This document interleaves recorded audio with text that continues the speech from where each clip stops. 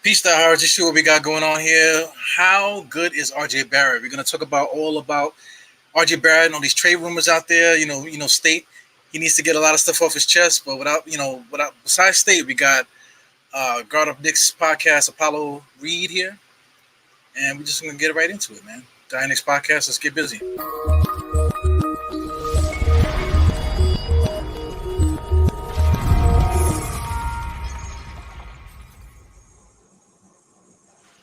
Yeah, so technically this is a DIEHARD State podcast, but Guard Up Knicks is here, so we gotta give some respect. Just put the regular DIEHARD Knicks podcast. Actually, we're gonna get rid of it and just talk, man. So what's up, RJ Barrett? What's the word? Ooh. What's the word on RJ Sliz? What you got for me today, man? Man, The doctor's in the building. yeah, Twitter just, I don't know if it's the media. I don't know if it's Cleveland. I don't know who's letting out these rumors of putting RJ Barrett over these stupid, unrealistic trades. And then you got people saying, oh, we could get Damian Lillard and this, that, and the third. Y'all seen a line of Tommy Beard put out yesterday, and I had to get at him. And he tried to walk back on that tweet, and then had Damian Lillard, had DeMar DeRozan, Reggie Bullock, Burks, Randy, and who want to watch that? I don't want to watch that. I would like to see my team be built accordingly. I don't want to copy the Nets. I don't want to copy the Lakers. I don't like how they built their teams. Their teams last as long as their stars last. What I mean by that is look at both teams now. Look at where the Nets is now, and look at where the Lakers is at right now. The Lakers, they have a 37-year-old LeBron James. You don't know if he's ever going to be healthy again. Anthony Davis is soft. You traded all your first-round picks, and the first-round pick you can only trade is in 2027. Now, I don't want to build like that. The Nets, you traded 8 first-round picks for James Harden for him to be fat, and you lost in the second round. And now you got Cuckoo, Kyrie, and Kevin Durant, who's coming off ACL with no first-round pick. I'm good, brothers. I would like to keep RJ Barrett, and I would like to stay the course. What you gotta say, Apollo? I mean, you know me. I'm a big fan. I'm not trading RJ. I mean, it's if you look at the improvement he made from last year, to this year, you know what I mean. I don't see why anybody would want to trade it.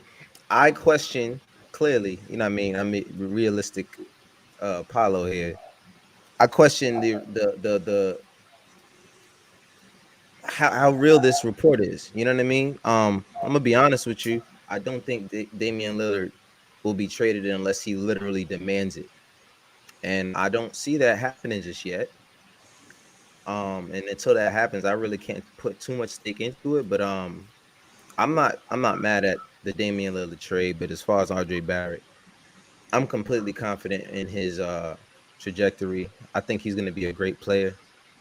I think there's a lot that he does good. I mean, he has to sharpen a lot of his tools, of course, but he's 21 years old. He's getting a lot of experience. He's actually playing well in for Team Canada right now. So the kid is just getting started. He had a slow start, obviously, because of COVID and the start, not being able to train over the summer. So I'm not putting too much stake in a lot of these people's takes on RJ Barrett. So in the short, nah, I'm not trading RJ. All right, you guys want to hear what I got to say? Yes, sir. I know you will. Well, listen, I'm all about like me and State talk, man. I just want the Knicks to pick a path and then just go hard for it. Like football, you're running back, you see the hole, hit the hole and just go. That's what I want to see. So trading RJ Barrett is not as important as it is to most guys. I put the stats here for this world tournament, and RJ Barrett, he's averaging 19 points a game. Some of the other guys, Jason Granger, he's a point guard from Uruguay. This guy Mingzu Ho is a center. He just played Canada. Andrew Wiggins is there, and of course RJ Barrett. You see, Seti Osman is also there, 19 points a game. So anyway, I'm just trying to say that that what RJ Barrett is showing in world basketball is not really something that's like I feel like he can't get better. He might get a little. He might be able to clean up things. You know what I'm saying? Maybe he might be able to get like clean up the mid range and stuff. But the stuff that I'm seeing in international play, like he's really just playing the same way that he played in the season. So I'm just throwing this out there, because like I said, I wouldn't. I'm kind of opposed to trading him, but if we don't trade him, we got to go a different route. But if the Knicks did make the decision to say, listen, we're gonna go for Damian Lillard because we're just gonna go all out right now, I wouldn't be so mad because I just mentioned Seti Osman in the same tournament for these two games. He averaged 19 points a game. You know what I'm saying? So same thing as RJ Barrett. Is RJ Barrett better than Seti? Yeah, probably so. But how much better? You get what I'm trying to say? And then also too, like there's a guy that's in the free agency right now. What's his name? That's in Golden State. I'm old, man. Kelly Oubre. Kelly Oubre. A lot of guys don't want Kelly Oubre, but if you put Kelly Oubre's numbers to RJ Barrett, it's basically the same. Now, what is your trajectory for RJ Barrett? Do you think RJ Barrett is going to be a 25-point a game scorer or up in that realm? Because that's where Damian Lillard is. And that's where some of the other guys that are mentioned as stars in this league. Is RJ Barrett a 25-point a game scorer? You know what I'm saying? I look at Kelly Oubre. Kelly Oubre does a lot of the same things that RJ Barrett does. So if you have that trajectory for him, then Kelly Oubre could possibly do the same thing with given the opportunity. How many years has Kelly Oubre been in the league? I knew he was going to say that. I knew he was going to say that, but at the same time, I'm just asking because I just wanted to compare how I mean. Well, I think Kelly Oubre might be like 26 or something, 25. 25 going on 26. Yeah, 25 going on 26. RJ Barrett just turned 21. Mm-hmm. Yeah, so I'm sticking with RJ. I mean, if you're looking at the stats, sure, but if you're looking at the mental when it comes to the player, they're two completely different players. I mean, you can put the ball in RJ's hand and actually be confident that he's not going to do something stupid. Oubre has to run within your offense. He's not the kind of guy you give him the ball and you say, go ahead. I've never seen Oubre make that kind of move, and then when he does, it usually does look pretty sloppy. But you can't give RJ Barrett the ball and tell him to get you a bucket either. No, not just yet. He can get a bucket, but But there's a 5-year difference in it. That's what, and I'm just talking about those two guys. I'm just talking about those two guys. I'm not saying RJ is way better than Kelly Oubre. I'm just saying in terms of if you're just looking at the stats, yeah. But I'm gonna give it one more year before I talk about trading RJ or even considering trading RJ because I want to see him play without Elfrid Payton. I want to see him play with a real point guard. I want to see a lot of these guys play with a real guard. You know what I mean? Before I make a judgment on how real or good they really are, including Julius Randle. Yeah. So DieHard, you're very disrespectful. I watched the first two games. I watched the first two USA games. First of all, RJ Barrett looks 6'7", 230. He got a Ron Artest body. He looks way bigger than last season. Second of all, you're right. You're still seeing the same moves from RJ. You're definitely right. But I mean, it's been 3 weeks too. Yeah, and what I'm seeing from him, Apollo, I would like for you to raise your volume a little bit so I can hear you. What I'm seeing from RJ Barrett is he's using his right hand more. That's one. Two, I seen step back threes from him. There you go. I didn't see that before. I didn't see that this season. Bro, I didn't see that this season. I didn't see that before. And three, what I really want you to pay attention to on DieHard is Nick Nurse is running actions for RJ. Something that Thibodeau didn't do all last season. He had RJ standing in the corner waiting for Julius Randle to feed him the ball. I've never seen RJ get a Spain pick and roll last season in Tibbs' offense. So I'm watching RJ get actions where he's coming off screens and he's doing what he does best, driving into the lane and attacking the basket. Another thing that I noticed that what Canada is doing, and no shot at Mitchell Robinson or Nerlens Noel, is both of their centers can shoot threes. So it's space in the paint for RJ to operate. So I don't know, dog. I just felt like you was just being very disrespectful. And then on top of the fact, dog, Oubre is a career like 1 assist player. I think his assist ratio is just so low. He doesn't pass the ball. He's ball dominant. I seen a game where Oubre looked off Steph Curry and shot a contested three. That's some confidence, though, man. You gotta appreciate the confidence on that one, to look off the best shooter of all time and take a shot. Oh, you gotta have something loose up in there, man. You got, and it might be a good loose.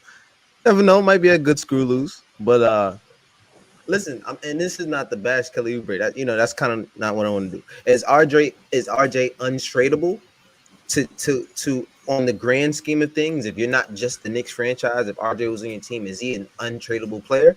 No, he hasn't proved that yet. But I am confident in his potential.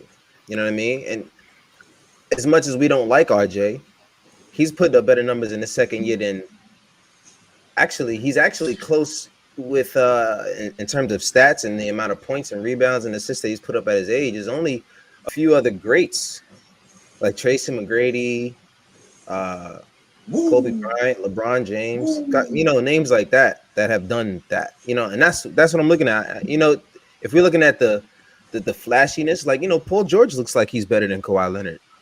But who's better? Ooh, that's tough. Paul George, you know what happened with Paul George? When he got that injury, he had to work on his in-between game. So Paul George is very damn, that's a good he's question. very, very, very talented. A very, very, very talented player. Moves, he's almost unguardable. I don't think there was anybody out there that could actually guard him. If he had a little bit more killer instinct, I think he would have been able to come out in that series a little bit different the way it did. But who's that? Paul George. Paul George. Yeah. All right. Well, back to RJ, man. Is RJ Barrett on the level of the players that you mentioned? You mentioned some of the greatest basketball players that ever played. You're talking about LeBron James and this, that, and the other. So just based off the first 2 years, that group of players that you mentioned him with, is he as good as those players? Because that's the question. That's the question I'm trying to say. Because I did mention, Kelly Oubre or whatever. I mentioned that he has similar numbers. Maybe you might think that RJ's better and Kelly Oubre is not as good. But if you the only thing you could look at is the numbers. The numbers are comparable. Not saying that one person is better than the other. But if we were to trade RJ Barrett, we could get Kelly Oubre in here to do something similar than what RJ's doing. Not on the playmaking side, because RJ averages almost 2 to 3 more assists than Kelly Oubre does. Yeah, I did say that, but they're very comparable players. Outside of the assists, you might say the assists and all that, whatever. But put them together, he's still a possible starter for you if you was to pick him up. So and then he's really only marginally better than him at this point. Yeah, listen, man. I'm not even saying it more about RJ. I'm just not a big fan of Kelly Oubre in general. Well, that's the thing. Agreed. That's the point I'm trying to make. People aren't fans of Kelly Oubre. I'm not really a fan of Kelly Oubre. Me and State talk about it all the time. But it's just that where do you think RJ is going to be? Because I guess I'm just to reiterate the question. I think he will be a star. I think he will be a star. And I'll double back. I'll put my stake on that island. I don't care if I'm the only one that'll be on that island. I guarantee that RJ will be a star within the next 3 years. I promise you. But that's just my opinion. You don't have to. I can argue that RJ is a star now. No, he's not there yet. Well, he's a second fiddle in New York team that went a 4th seed. Mm-hmm. That's what a borderline star would be doing. If he would have had, this is what I'll say. I would consider RJ a star, just a low-level star, at least a low-level star, if he would have had a better outing in the playoffs. I think he has a lot to learn. You know what I'm saying? I think he has the right people in his corner. You got Steve Nash as his godfather, bro. You know what I'm saying? His dad played in the league. You know what I'm saying? His dad is a GM of Team Canada. He's got all of the right people in his ear. He has the determination, the work ethic that a lot of these other guys that I mentioned with him have had. And that's the only reason why I've always liked RJ since the draft more than any other guys. And people call me crazy, but it's the work ethic that I seen and the attitude. It reminds me a lot of the mentality that Kobe had. Kobe thought he was the best player of all time the moment he got drafted. Was he crazy? Absolutely. But where did he end up? You know what I mean? And I just see the same kind of things in RJ. If I'm wrong in a few years, I'll be wrong. But I don't really say that much about a lot of guys. You know what I'm saying? But is RJ going to be Kobe though? No. RJ. I think RJ is not as ball dominant and score heavy as Kobe. I think he'll be a completely different kind of player. I don't think if you're looking for points from RJ, I don't think that's what you're going to have to put some scorers around him, but he will be able to give you 22, 23 points a game for sure. I think he will be able to do that. When I look at RJ, I just see franchise player. I see future superstar. For example, I'm looking. I got Kawhi Leonard numbers in front of me right here. So his rookie year, he averaged 7 points. His sophomore year, he averaged 12 points. His junior year, he averaged 13 points. In his fourth season, he averaged 16.5 points per game. So, sometimes it takes certain guys years to get to that point. RJ Barrett had a better sophomore season than Tatum, Paul George, Chris Middleton, Kawhi Leonard, and Bradley Beal. The list could keep going. It's just for me, and this is just for me. I watched a lot of NBA players come to the Knicks and play for the Knicks. RJ is one of the few players that I've ever seen who would miss 5 straight shots in a row, and he'll never put his head down. Like, he'll never fold. He never looks flustered. He never looks shaky. He never looks like he's, like, for example, like when he was missing free throws, kid was still going to the basket. It's that those little things right there is what I'm looking for. You got to be a little crazy. That's what I'm saying. You got to be a little stupid. You got to be a little stupid. To play in New York, you got to be a lot of stupid, and you got to have short-term memory. And boom, and I looked this up before, and this is kind of the reason why I've already felt like this for a while. Kobe Bryant in his first year, he averaged 7.6 points. In his second year, he averaged 15.4. In his third year, he averaged 19.9. And we're talking about one of the greatest players of all time. Sometimes it doesn't pop right away. You know what I'm saying? Like, a lot of guys say, if you got it, we know now. Like my brother was saying that a lot about Trae Young. Like, look at Trae Young. Trae Young's in his third year, and he got it. You know what I'm saying? Like, from day one if he got it. And certain guys just aren't like that. A lot of guys' progression is completely different. You know what I mean? Even Kobe, like I said, Kobe, he didn't even get a chance he didn't have the ball in his hand like that. And I think that's a lot to do with what RJ is going through right now. It's not having the ball in his hand. Well, the thing with Kobe, they knew that he was a star. They knew he was a star in practice because they put him against Michael Cooper. Michael Cooper played defense on him, and that's a story that he destroyed Michael Cooper. One of the greatest NBA defenders. He was destroying Michael Cooper in practice.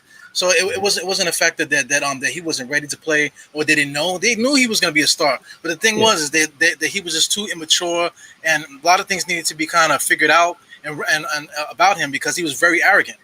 So they couldn't just put him in that spotlight. But they couldn't stop him because towards the end of that year, he started building whatever playing time they gave him. That second year, they couldn't keep him off the bench, and then at that point, they just had to trade Eddie Jones because they couldn't hold the kid back anymore. So I mean, like with that progression, yeah. No, I was gonna ask him. Do you think that the Knicks don't believe that he'll be a star? Well, like I said, I think you could say him believing he will be a star.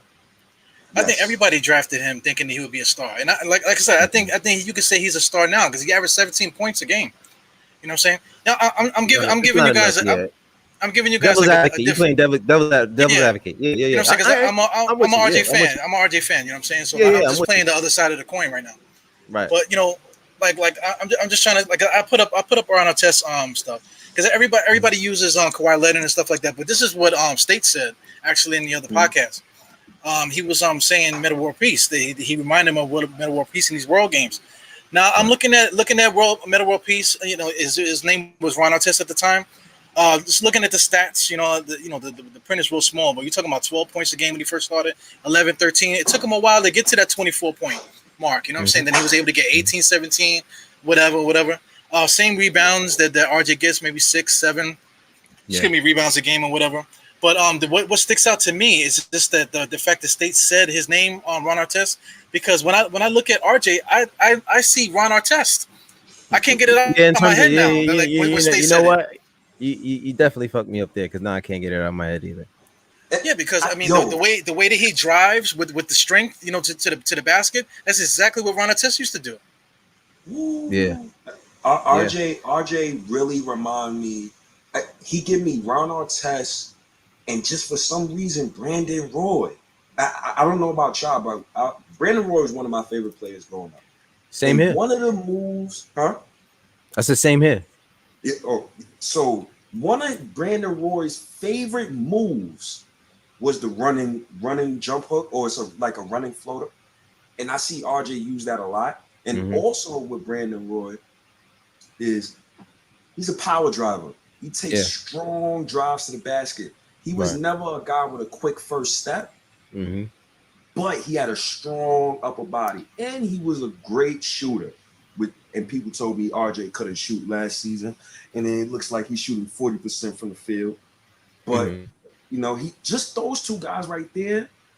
RJ really remind me of those two guys, and especially in the World Cup. Watching RJ and his body type, the kid looks strong now. Like he looked 240. Bro. I got a quick question. If RJ didn't go through those stretches of it's already a known topic that RJ went. I don't think he will be a career 40% 3-point shooter. You know what I mean? He might level out around 38.5, 39, which is fine with me still, because as long as you're bringing me everything else, I'm cool with that. That means that you're not one of the guys that they can just leave out there and no one's going to guard you. But if you look at the games that RJ played in that stretch where he was 0 for 20 and 1 for 20 from the 3-point line, if he didn't go through those stretches, say instead of 0 for 21 and 1 for 20 from the 3-point line, say he's, I don't know, 9 for 20 or 8 for 20 both times, does he still average 17.6? And what does that average actually look like? Yeah, now you're talking about close to 18, maybe even approaching 19 a game. Yeah, if you didn't have that like stretch in the beginning. That's a good point and a half per game. That pushes him up to 19 a game. You know what I mean? And like I said, a lot of it, we forget that for the entire season he started next to Elfrid Payton. Like, you know what I'm saying? Like, I think that has a lot to do with it. No, real talk. And it's not even to be funny, you know. It's really because I just want to see him next to a guard that looks for everybody and looks for cutters. I'm tired of seeing Obi have to go like this every freaking time he's open because nobody's looking at him. I need a point guard. You know what I'm saying? I want guys to put these guys in the right spot. Can I say this real quick while it's on my brain? DIEHARD Guard Up Knicks. I know y'all watching the playoffs. Yes, sir. When I watch the Suns, they look for Ayton every play. Every single play they looking for Ayton. It should be no reason why Obi doesn't get the ball every time he cuts to the basket, or Mitchell Robinson doesn't get the ball when he cuts to the basket. Now, some of that's on Thibodeau and Thibodeau's offense to blame, but that's also on our guards. I've seen Derrick Rose now pass to Obi Toppin. Obi Toppin cut to the basket. Alec Burks, make sure he's not in the Knicks uniform next season. He never passes. Never. I'm keeping Burks. Don't do that. We're not doing that here, man. We're not doing that. We're not doing we did it already so many times. We're not doing it already so many times. No, I'm cool with him off my bench, bro. I'm cool with him off. But what are you paying Burks though? What are you paying him? What is he getting now? I think like 6 million. Yeah. 6. I'll bring him, I'll bring him back for 8 just to keep him quiet. You know what I'm saying? And cool. I'm cool with that. And I'm sure listen, bro, I'm gonna be honest with you. We got enough money to spend this summer. We're gonna need some guys that know their role and know what to do. They know Thibodeau. You know what I'm saying? He's not going away. I guarantee you Alec Burks is a Knick next year. I promise you. Number one, he loves Thibodeau. Number 2, his homeboy, the dude he's been with since where was he playing? Utah. Utah. Even before that, what's our associate Johnny head coach? Young. Are you talking Listen, about old man? Johnny Bryant. Yeah, Johnny He's not Bryant. going nowhere. Yo, He's Burke not is such a going nowhere. ball hog, bro. Like Listen, I don't bro. know what Listen, a as long as we got a point, as long as we got a point guard, and he's not running point guard, I'm cool because he's cool playing the pick and the pop, staying in the corner, catch and shoot. Listen, bro, I'm telling you, we need these guys. We need these guys to come off the bench. I ain't talking about starting. We need. Yeah, but we gotta guys. get starters. We gotta get starters. We gotta get. Well, I mean, listen, the only guys we really got to, the only positions we got to show up is the 1 and the 2, or 1 and the 3, however you look at it. Either center spot. Okay, well, the verdict's out. The verdict's out on Mitch in the Mitch situation, because if they re-sign him this summer, he's here, and that will be our center. But if they don't, then we'll see what happens. Well, he's still on the contract one last year, right? This is his last year. Yeah. Isn't it like an next season. extension? It's an extension. Well, extensions, he's already on the contract, so you don't have to worry about the extension. But like, here's a question I have for you guys: is RJ Barrett a small forward, or is he a shooting guard? It depends on the lineup. Honestly, it really depends on your lineup. He could play both. It depends on who you have. If you have the right three, if you have the right three that can shoot, you can play him at the 2. You know what I mean? But the 3 that you have has to be a shooting 3. More like a shooting guard, 3. Yeah. Your 3 is gonna have to play like he plays a shooting guard. Well, no, he doesn't have to play like a shooting guard. He just has to be able to knock down the 3-point shot. So that's not, as long as the only guys that are in the paint is RJ and Randall. Julius Randle, you need that space. That's why I don't know what they're gonna do with Mitch, because to have 3 guys that primarily get their buckets and their action in the paint you're gonna have a clog in there. It doesn't matter who is at the point guard spot. You're gonna have a clog in there. So they're gonna have to figure something out. But if RJ is in the paint, because he's primarily he's a strong guy. We just compared him to Ron Artest, Metal War Peace. So that means he's a small forward. I mean, yeah, like I said, he's a tweener. He's both. He's a 2 and 3. He could either play. It depends on. All right. So, what is the kind of 3 that you would have to have in your squad for RJ to not play the 3 and have to play the 2 starting? Reggie Bullock? No. So he's a shooter, right? Andrew Wiggins. I'm watching it right now. Yo, Andrew Wiggins is not standing in the corner waiting for a 3. But he can shoot the 3 though. He can shoot it. He can shoot the 3 though. You know what I'm saying? So that is the only kind of 3 that you can get in here that'll make him play the 2. I would primarily want RJ playing the 3, and you have a shooting 2. You know what I mean? And some guys who can handle the ball in the backcourt. But Wiggins is a ball handler though. He can handle the ball really well for his size, which is good. So I look at Wiggins as a 2 because he does a lot of like primary ball handling. Well, the same thing with Paul George. What is Paul George? Yeah, Paul George is kind of like whatever, right? He's like a 2 through 4. He's a 2 through 4, bro. You know what I mean? And it's so like I said, as long as that guy that we bring in that wing can shoot the 3, RJ can play the 2. You know what I'm saying? So if it's Paul, if it's Paul George, say we bring in Paul George, I'm comfortable RJ playing the 2 next to Paul George. So to play devil's advocate, remember the game against Denver when RJ was guarding Aaron Gordon and he literally could not stop Aaron Gordon? I don't view RJ as a small forward whatsoever, but he can play small forward in certain lineups. Like, for example, like let's say we got a guy like Colin Sexton. I don't want RJ as small forward. I want him at the 2. I want a small forward who's bigger than RJ, so that person can guard the other team's best player, which alleviates some of the pressure off RJ Barrett. Now, don't get me wrong, RJ can play the 3. He can play the 3. I've seen him guard Kawhi. We've seen him guard Kawhi for a half and literally shut Kawhi down. I just think like long term, to protect him and protect his body, I think he's better suited at the 2. I don't want him really banging down there with small forwards, power forwards, and centers. I would like for I like him at the 2 as well. And the last thing, when RJ's at the 2, he can play his game more. You know, he likes. He's to more drive to the dominant at basket. 2. He's more dominant. And you know, he could drive to the basket. He could body people. You know, now your other team's shooting guard will have to cross match because he can't guard RJ possibly. So I would like for a taller 3. If Kelly Oubre came in, I want Oubre at the 3, RJ at the 2. If Wiggins came in, I would want it. Now, depending on the matchup, I would want RJ at the 3 and Wiggins at the 2. But I always want Wiggins guarding the other team's best player. I do not want RJ to do that. Now, I don't agree with that at all, man. Now, I'm not trusting Wiggins on the defensive side like that just yet.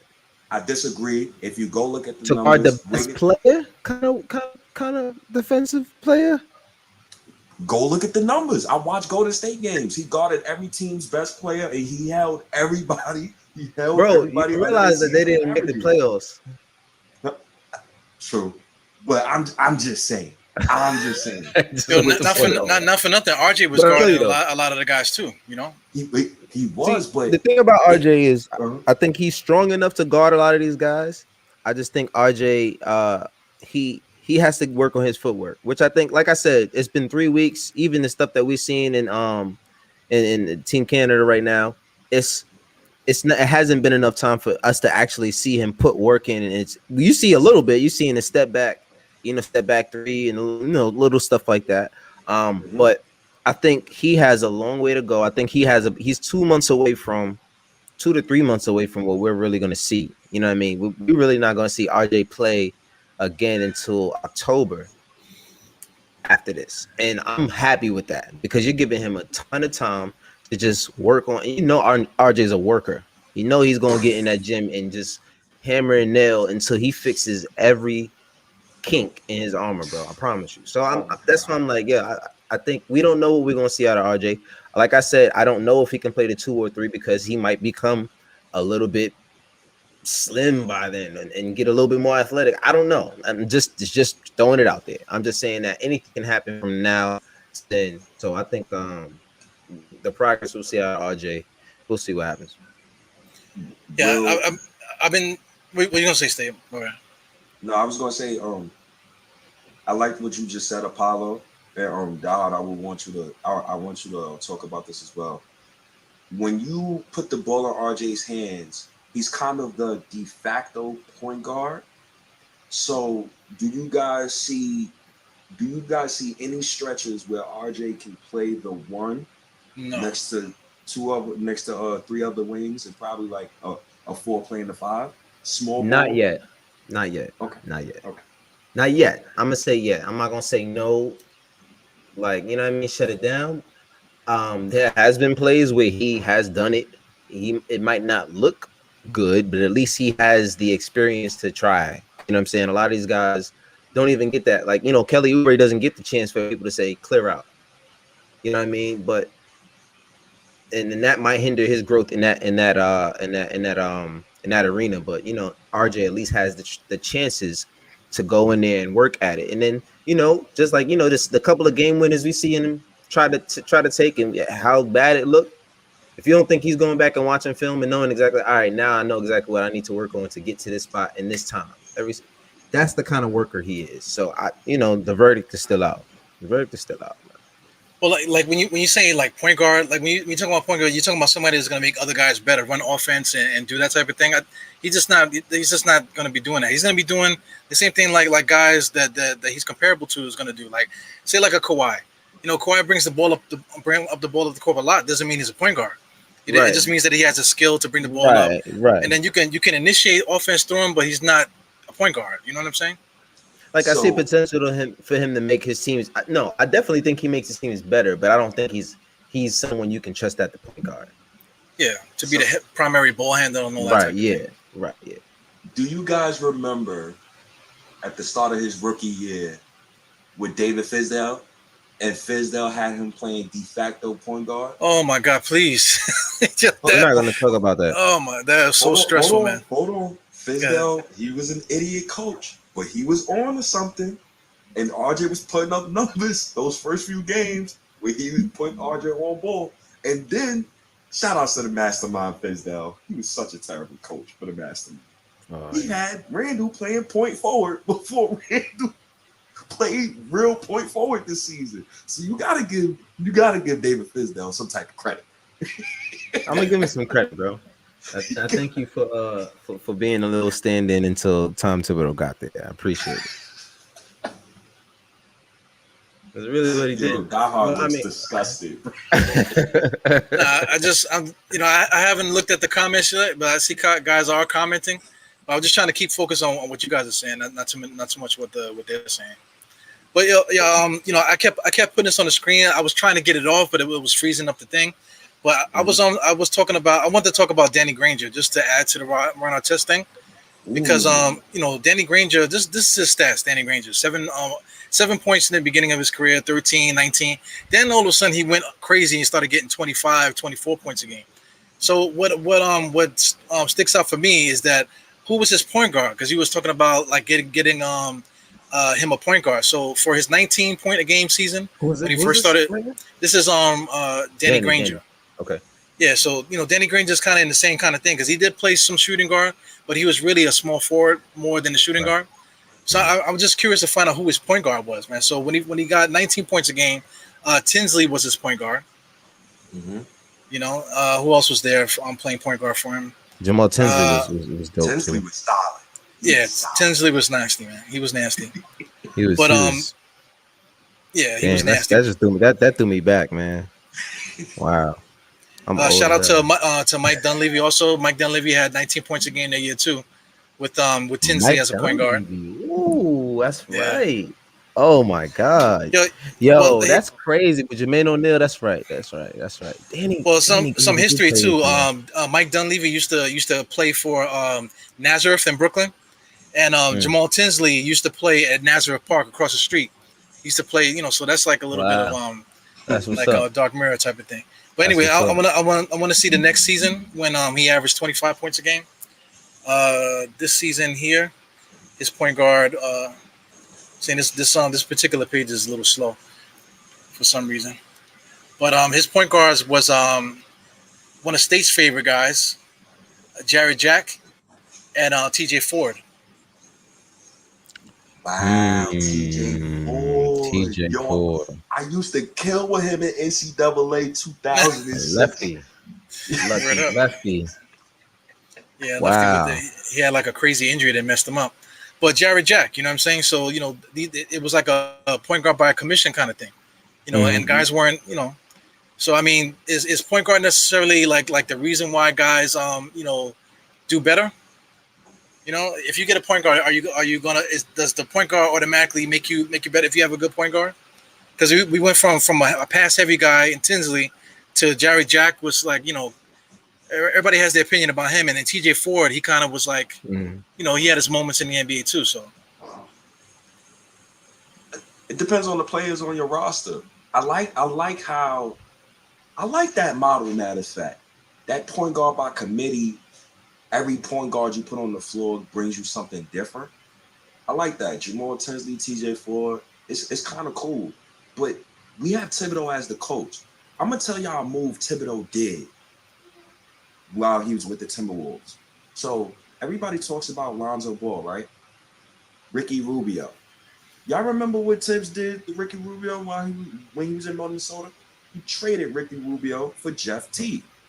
He traded Ricky Rubio and he signed Jeff Teague, I believe. Jeff Teague is an attacking point guard. So it's mind-boggling to me that people say, Tibbs, he needs to get Lonzo and this, that, and third. I think what would make RJ better is a guy who attacks the lane and constantly attacking. Well, I don't think it's more about the point guard making him better. It's just the opportunities that the point guard opens up for him.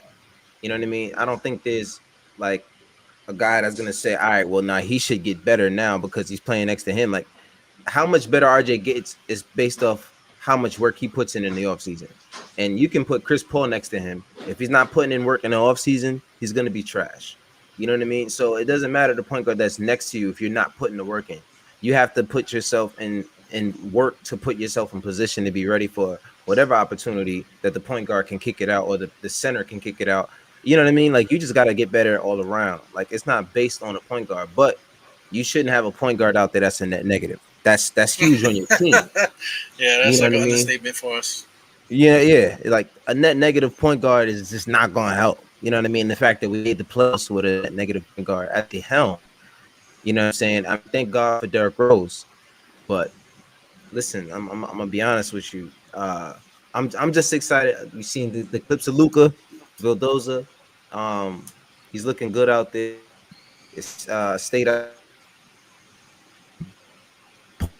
part of my kids in the back, oh, I'm back. Am I back? Yeah, Yes, I'm you're back. there. Okay. You Yeah, did. yeah. But yeah, Luka Vildoza, and whoever they get in the draft. I really like Sharif Cooper. I think even though people have questions about his jump shot, I think that's something you can work on. You know what I'm saying? Form is something you can change. He's working with lethal shooter. Out of all the people in the world that I think you should be working with on your jump shot, it's that guy. And I haven't seen anyone. He's turned Trey Songz into a 3-point shooter. So listen, man, I'm not worried about Sharif Cooper. Yeah. So I'm gonna be honest with you. I just think that we just need some guys in there who know how to play the game right. You know what I'm saying? I think that's more important than just having the guy in there to set everybody up. You know what I mean? We can have a bunch of point guards in there that just know what they're doing. You know what I mean? But like I said, the Well, negatives ain't cool. yeah. So here's the thing with the point guard. I'm gonna throw a couple more scenarios at you. Like, so do we draft? Is the point guard that we're gonna have with RJ? Or is somebody that we're gonna draft? Somebody in house? Because I can argue that quickly could start. You know, if you play the way that we play, where we have RJ and Randall as primary facilitators in the beginning of the offense, and could you put Emmanuel quickly there, and then also have Derrick Rose, and then you got Luka Vildoza coming off the bench, or like I said, you draft somebody, or are you looking to sign somebody to be the point guard for the to run with RJ? I think this is what I'm gonna say. My bad state. Hold on, hold on, No, hold on, no, hold go on. ahead. Go ahead. I'm gonna be honest with you. I would like, based off of us making the move to go get this guy and signing him to a 4-year deal, only one year guaranteed. I would like for the starting lineup. This is my dream starting lineup, just based off of who we have right now, not off of who can come and the maybes, based off of guys I know we gonna have. At this point, I would love for it to be Luka Vildoza starting at the point guard and Emmanuel Quickly starting at the 2 guard, and then RJ, Julius, and Mitch, and then you still got the bench with Derrick Rose, Berg, so whoever want to come off the bench, Obi Toppin, you know what I'm saying? And you bring in some guys that know what they're doing, you know what I mean? And you bring in some bench guys and some good pieces, and you try to make a splash next year for a big free agent, you know what I'm saying? But I think sustainability and building that way, I think that's what I want to see. Ooh, that's tough, yo. You, I think y'all both missed it. Like, we talking about the point guard. Will Tom Thibodeau change his ways? I think we need this. When we start there, then we'll know how the point guard is going to play. Because I mean, With a fourth seed though, change his ways to what? We're a like, fourth seed team. bro, I don't know. I felt like something behind closed doors was said and was like, you gotta play Elfrid this entire season. I don't think he wanted to do that, bro. No, there's no possible way. I'm not blaming Tom for that, bro. I gotta Yeah. see Tom with somebody else, with a real coach. I just cannot fathom why you can start and then in the middle of the playoffs, you just take him out the starting lineup and then you don't play him at all. Like that came something from weird in that contract, somebody knew, or there was some clause somewhere where something he had to play because that situation was ridiculous. Yeah. Okay. so we all know a blind monkey knew that CAA was behind that. We all know that. Alfred playing was nothing to do with his talent. You said the TVA? The TVA? Oh, maybe the TVA too, because they control everything. So Loki! Alfred, Watch that shit. yo, Loki fired. Alfred, we all know he should have never been playing. I wanted to see Quickly start. The management was behind that, but getting that on Thibodeau, right? Thibodeau has to adapt. He got to change. If Thibodeau loses in the first round next season, I'm going under 50%. He's our coach for 3 years. Under 50%. That's just my thinking. Yeah, but we didn't have a bad season last year, though. We were the 4th seed.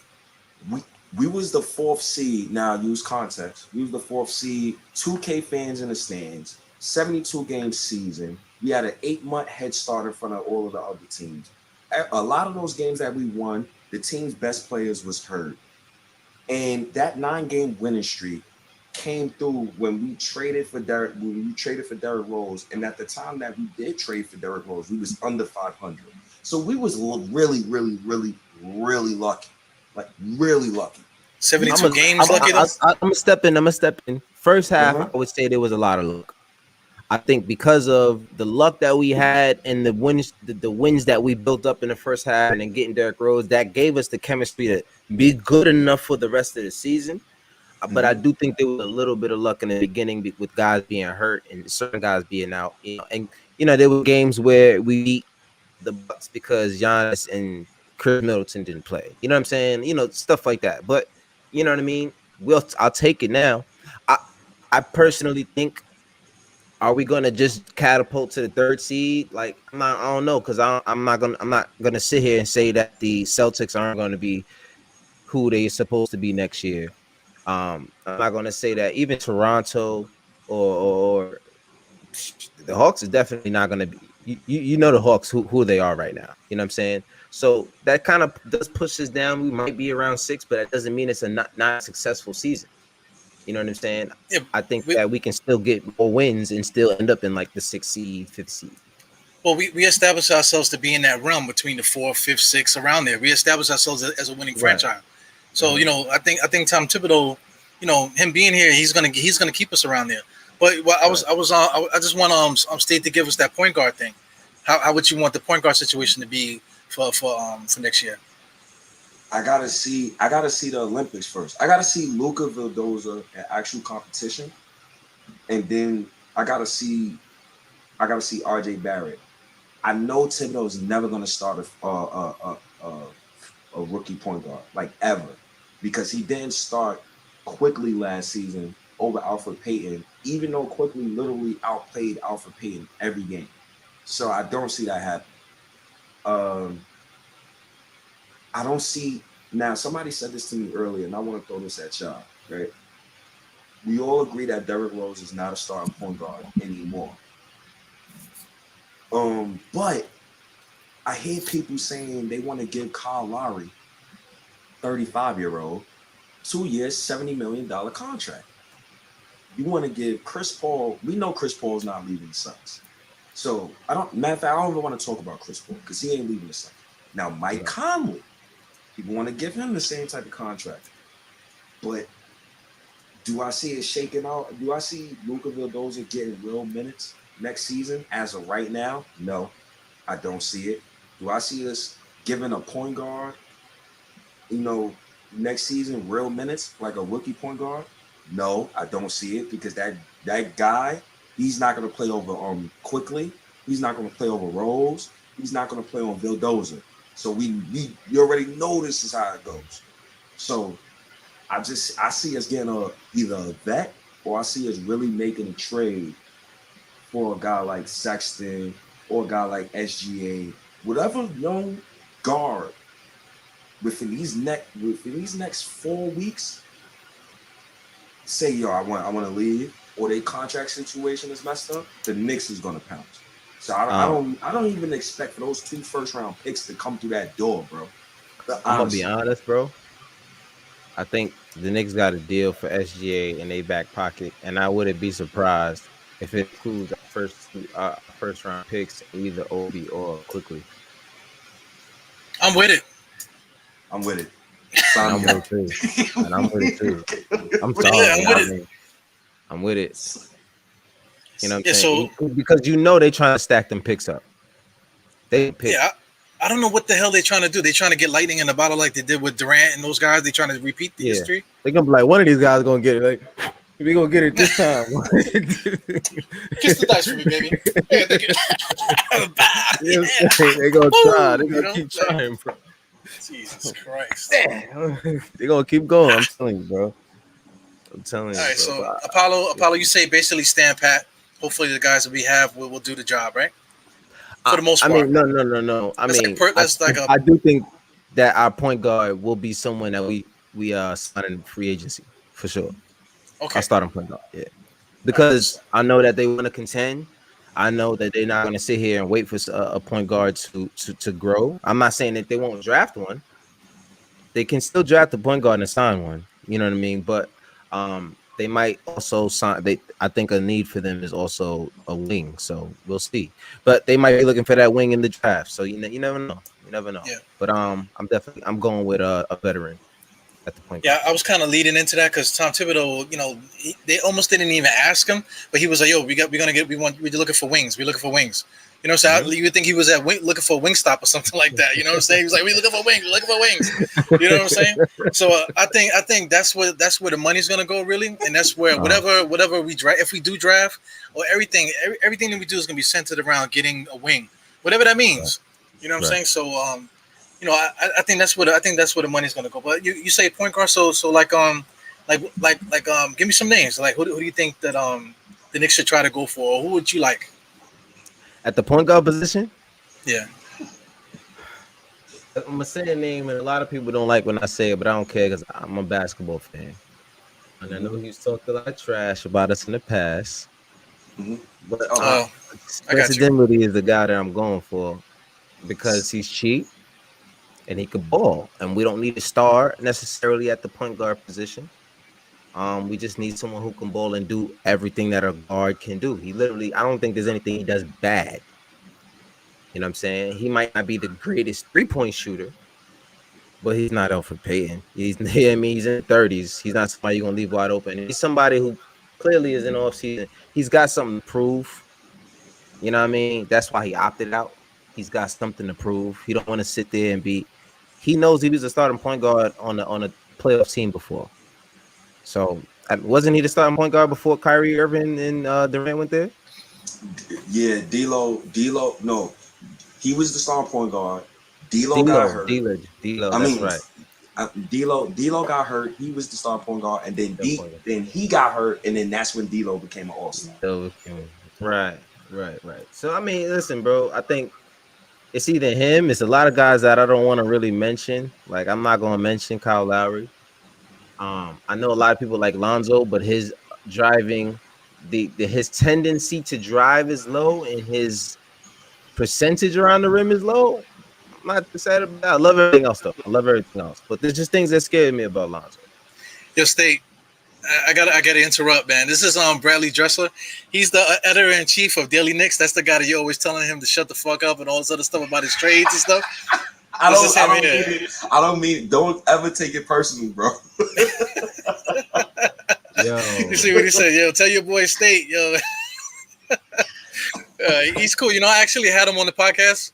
We was talking about I forgot what we was talking. We was talking about cat trades. Karl Anthony Towns trades. Yeah, put up a couple trades that people were getting crazy about.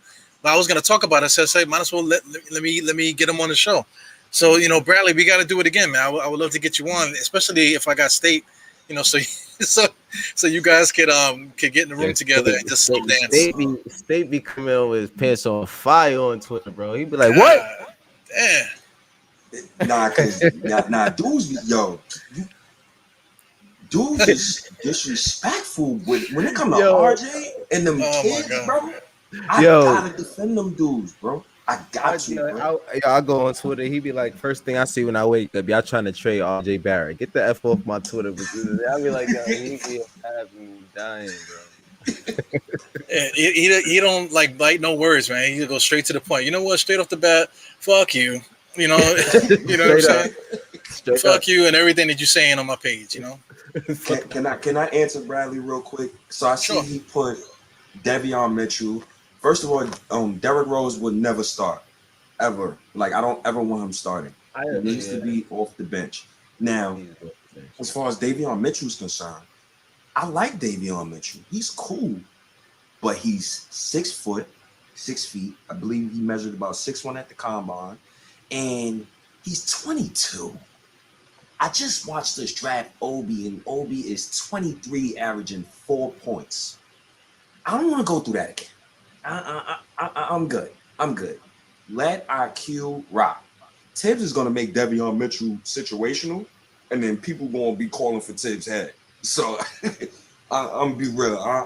I don't know about the Devion Mitchell thing. It's a good point, though. I mean, Devion Mitchell and IQ playing the point, that's cool, but you forgetting about Luka Vildoza.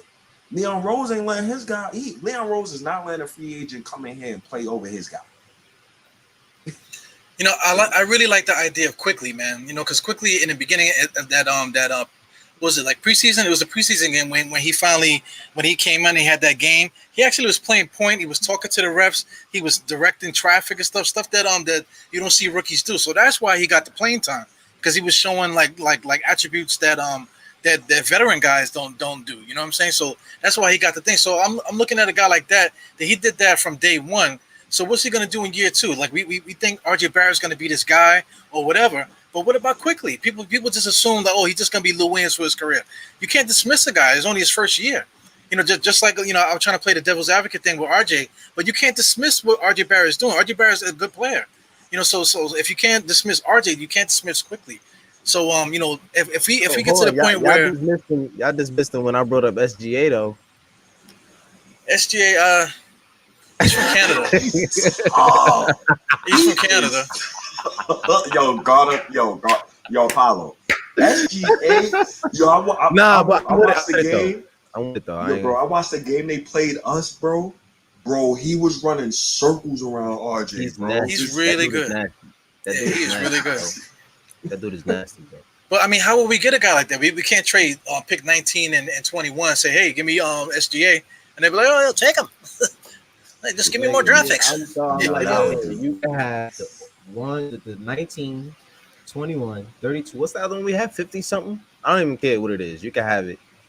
Y'all can have OB and just give me SGA. But they probably won't take that. They probably will want Quickly. They would probably want Quickly. Or OB and Quickly. Would you do both? OB and Quickly and all of those picks for SGA? That's what I'm giving up for SGA. Number 30. Wow. You wow. Number 30. They don't want agent stars though. They don't want agent stars. They don't not agent stars, but stars. They don't want stars that I'm telling you. SGA is a good player, man. They will give him Quickly if they ask for it. I promise you. If SGA is on the table, they be like, yo, who you want?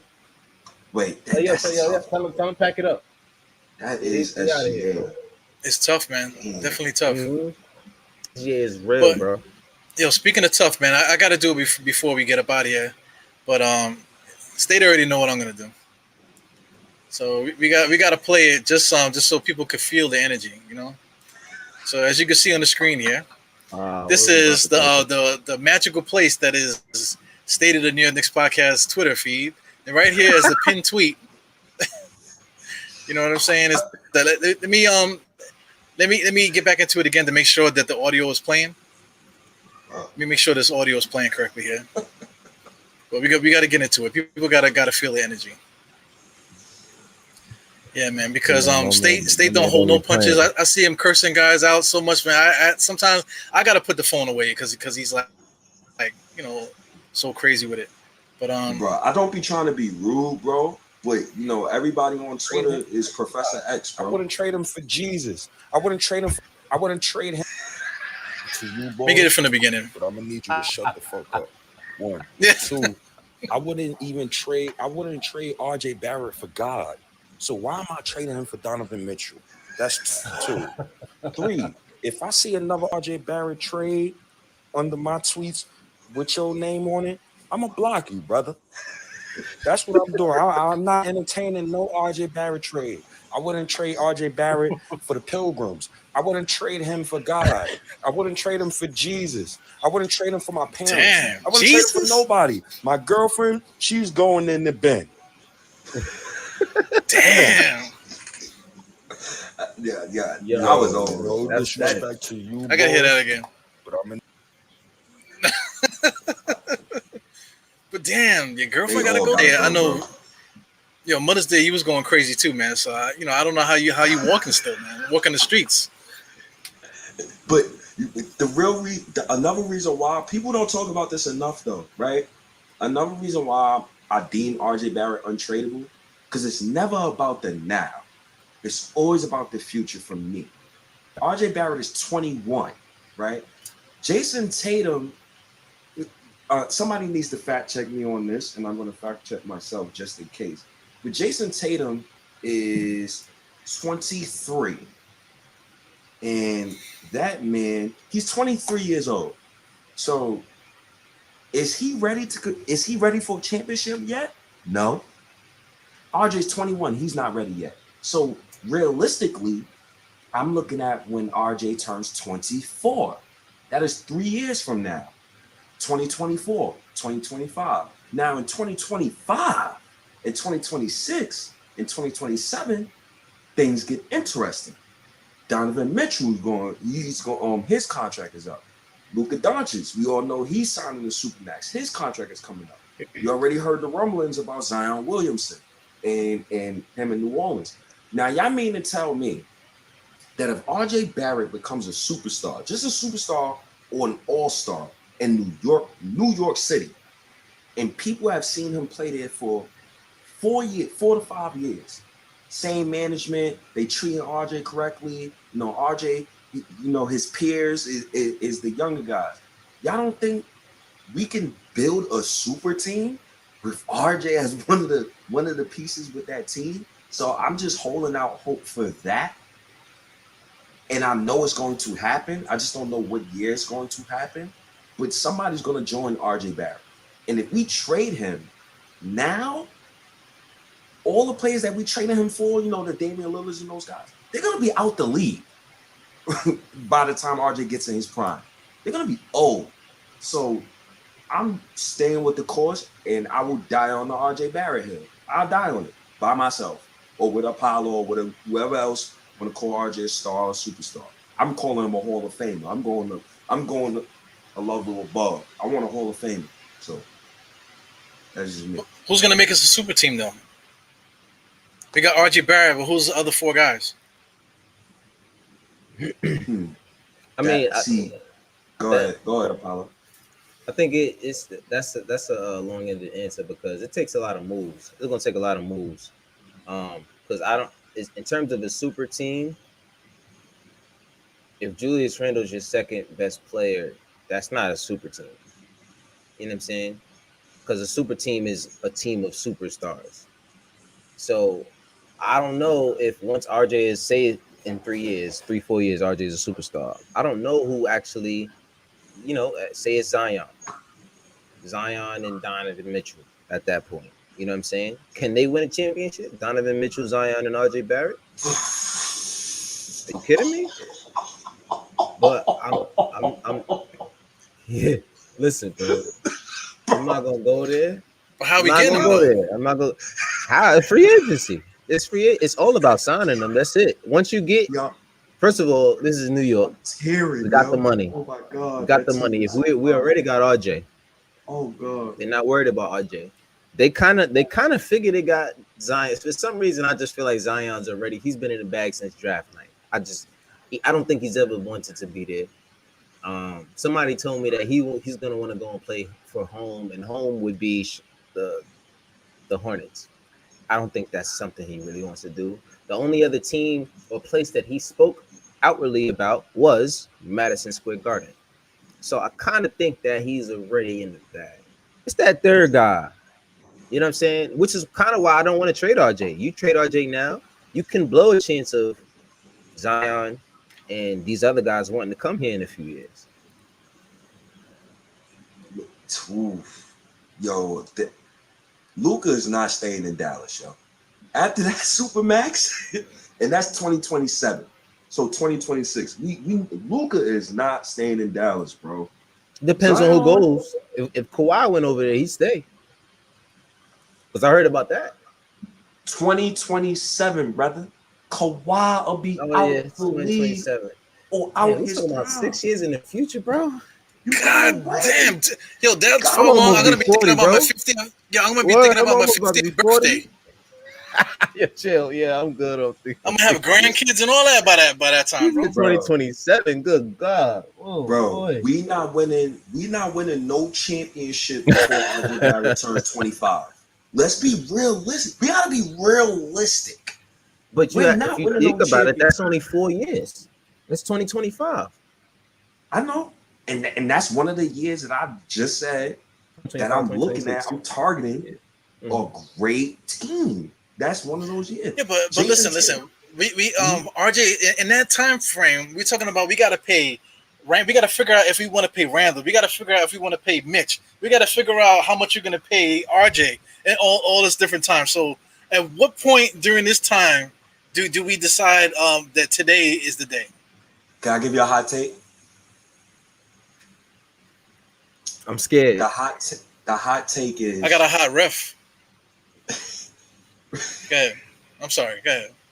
Thibodeau won't be here in his prime. Thibodeau won't be the coach in RJ's prime. He's gonna be dead in 6 years. Jesus Christ. The motherfucker's like 62, 60, whatever, how old he was. The motherfucker might be in the grave in 6 years. Yo, Eru, you crazy, hopefully he live bro. forever, man. I'm sorry, man, but Jesus. Oh my God. I'm sorry. Go ahead. I'm sorry, man. I'm sorry. Thibodeau won't be here when RJ's in his prime. That's the first part of the hot take. The second RJ's part of prime the starts in hot 2 take, years, by the way. Ooh. So the second hot take I got is Julius Randle won't be here. He won't be here when RJ is in his prime. Everything is aligned. Then who's gonna be here? Say that again? Who is going to be here then? I don't know, bro. I can't tell. Listen, man. Sir Zion. Y'all think Zion will play for Thibodeau? Really? Do you think Thibodeau gonna be here in 4 years? No. No, I don't think he will There be. you go. That's how it happens. That's how it happens. I mean, hey. Listen, man. If I'm Zion, I'm not playing for Thibodeau. I don't give a damn what nobody say. I'm not playing for him. Especially with them knees. Nah. But Yeah. oh God, this guy Thibodeau, man. Sometimes I love him as our coach, but sometimes I just hate that dude, bro. Really, He's a necessary evil, right? He's Yes. first year. I want to see, like, I'm gonna give him the verdict. It's only 1 year. He did prove to me that he's stubborn as hell. He did prove that to me. But he's also proved that he has changed from his ways. If you look at how he coaches his offense, his defense, letting dudes like quickly pull from 30 feet. He didn't do that before. You know what I'm saying? That's not a Thibodeau thing. I think he can still develop. My only issue with Thibodeau is the wrinkles in the offense. That's it. I want to see more wrinkles in the offense. I want to see more different offensive sets. I want to see a little bit more pick and roll. You know what I mean? I don't know. You know what I mean? I just want to see a little bit more wrinkle. Just a little bit more wrinkle. Crumble the paper up a little bit. You know what I'm saying? I just want to see a little bit more. And that's it. You know what I mean? I like Thibodeau as a head coach. I think he's tough. I think he's the balance, especially at this point in his career. He's the balance. He's like the father figure. And he's also the guy who's going to talk to you tough. And if you can't handle it, you're just not going to be here. You know, i.e.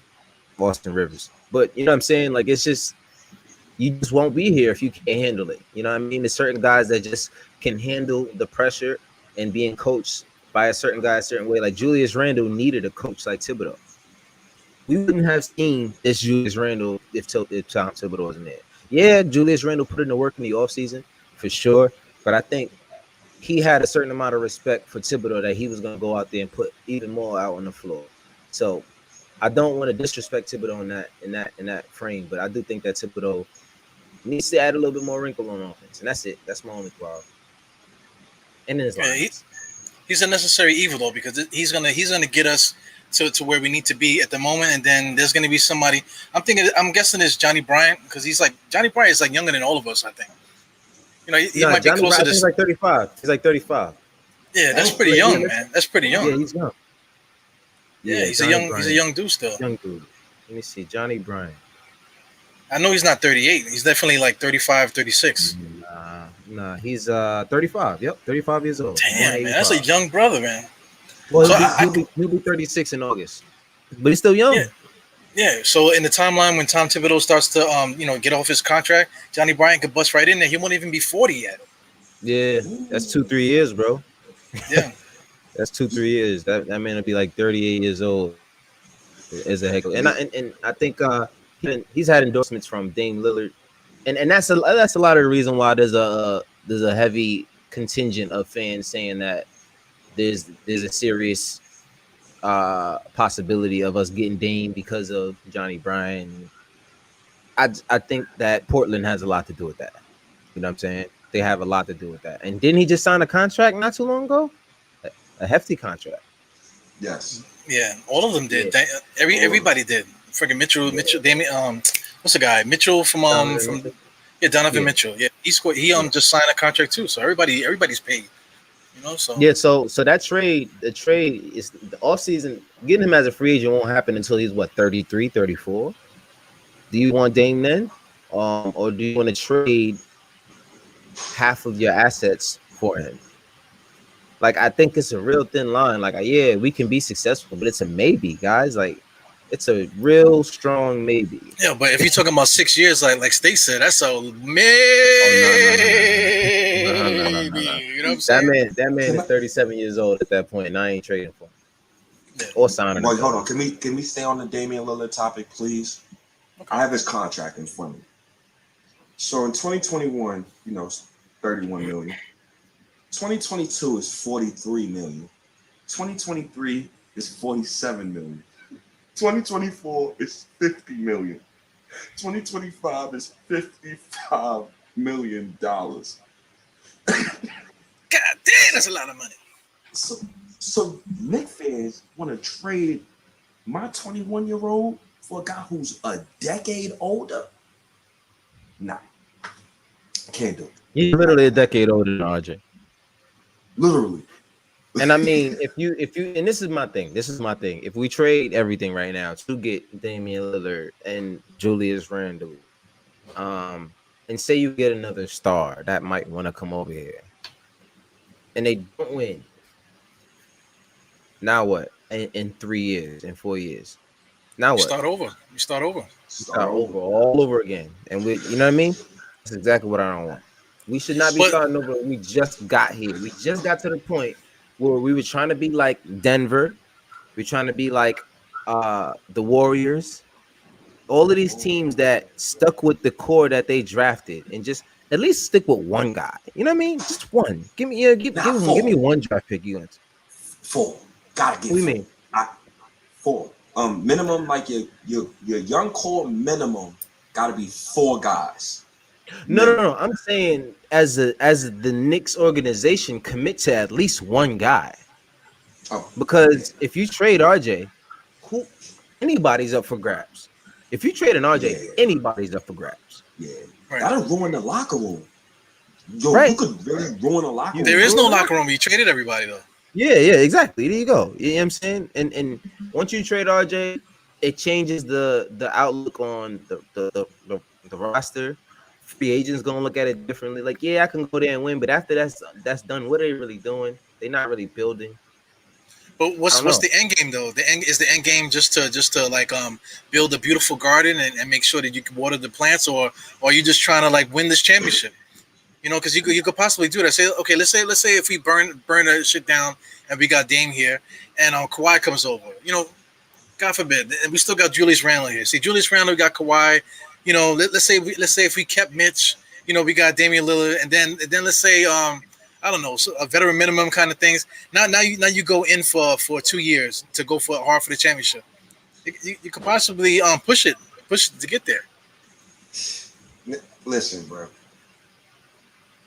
I'm trading Randall for Dame, bro. But if you trade Randall for Dame, that's good. But then we will still keep a lot of the cap space. So then you got extra money to give. So let's say now you traded Randall for Dame. So now you could sign Dame and Kawhi. Now you can sign another player. for a little bit of money, and then put pieces together. Now you got like a pseudo super team, and you can go at Atlanta next year. So to y'all, to y'all, you said the end game, right? And you said, "Yo, State, you killing me," because I'm talking about free agency and stuff years down the line. Now, during RJ's max contract, we're gonna sign him for 4 to 5 years, right? I'm looking at 2025 and 2026 free agency. Donovan Mitchell has a player option. Jason Tatum has a player option. Giannis has a player option. Paul George contract ends. Brandon Ingram contract ends. Jonathan Isaac. Did I say everybody? Jamal Murray. Ben Simmons. Anthony Davis. Dame contract ends that same offseason. So if we could just show a little patience, we'll be good down the line. I just don't have no expectations right now for a championship because I'm on RJ's timeline. I'm not on Randall's timeline. So I don't expect us to do anything serious for another like 2-3 years, honestly. But what if Randall says, not Randall, what if RJ says, yo, the Knicks are not doing nothing. They waiting for such and such. So I'm gonna go play with Zion in New Orleans. But but this is why we got Thibodeau. This is why that's one of the main reasons why I love Tibbs, because I know we're gonna consistently win. I'm not worried about us losing. But you just said you didn't want Tibbs. But I gotta take the bad for the good. He's like the uncle I hate, but I still gotta love him. I got you. That's one of those guys. Like he's like the uncle I hate, but I still gotta love him. So I'm looking at free agency and stuff. We just gotta show some patience, bro. We just gotta show some patience. If we trade the whole thing for Damian Lillard, I'm not trading RJ, and that's it. That's just me. If we trade the whole thing for Damian Lillard, I'm keeping RJ, and I would like for the big three to be Dame, Kawhi, RJ. Everything. Now, if we traded all our draft picks until 2025, it's cool because I just laid down free agency for y'all at 2025. So I'm good, but I cannot trade RJ.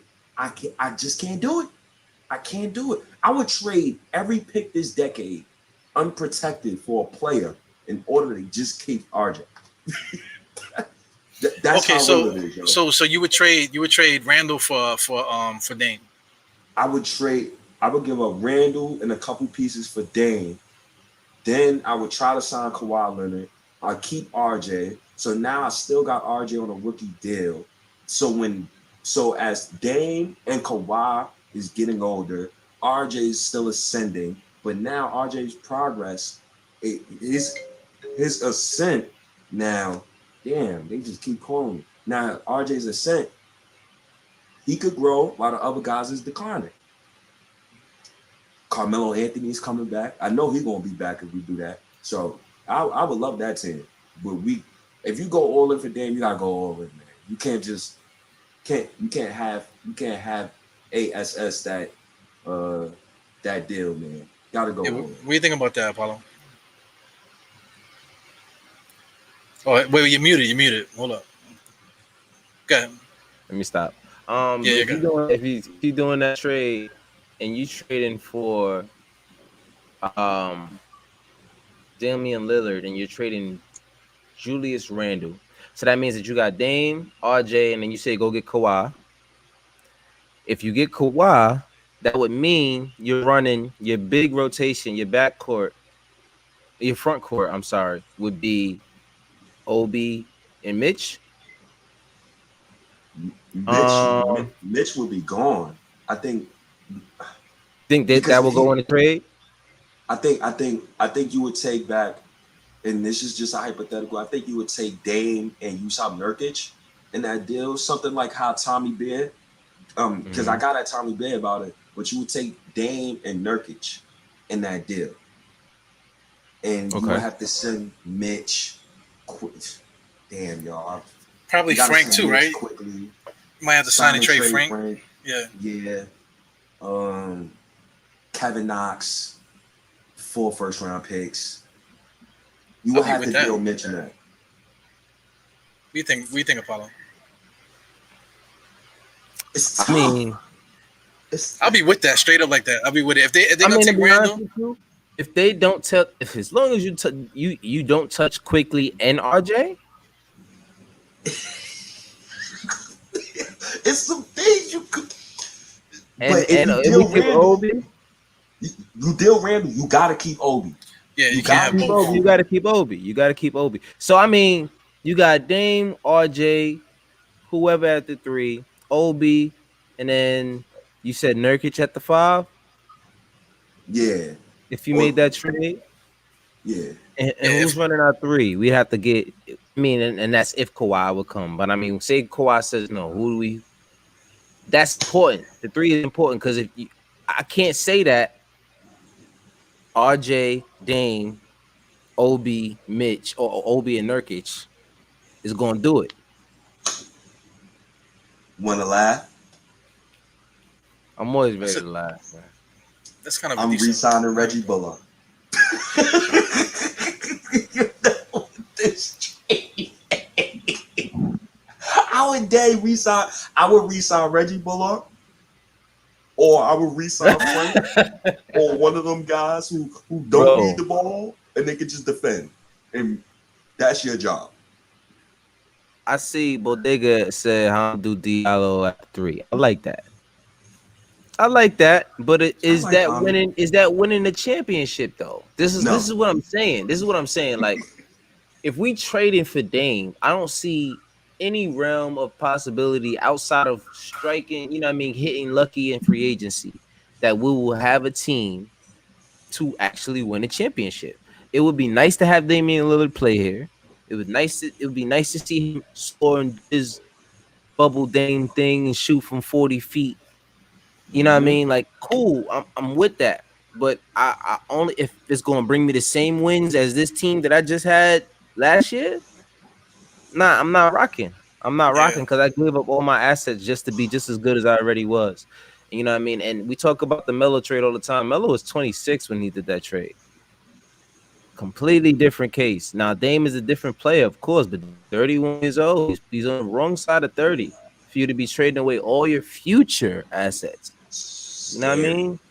Yeah, Like, it would have to be like a guarantee that we definitely gonna stack the deck hard. You know, it can't just be yeah. like just get Dame and Nurkic and RJ because that doesn't really sound like. And then wing it. Nah, bro. We need. All right, Kawhi. You say you gonna come in all season? I bet. You know what I mean? 'Cause that's the only way I'm making that trade and trading one of my best players.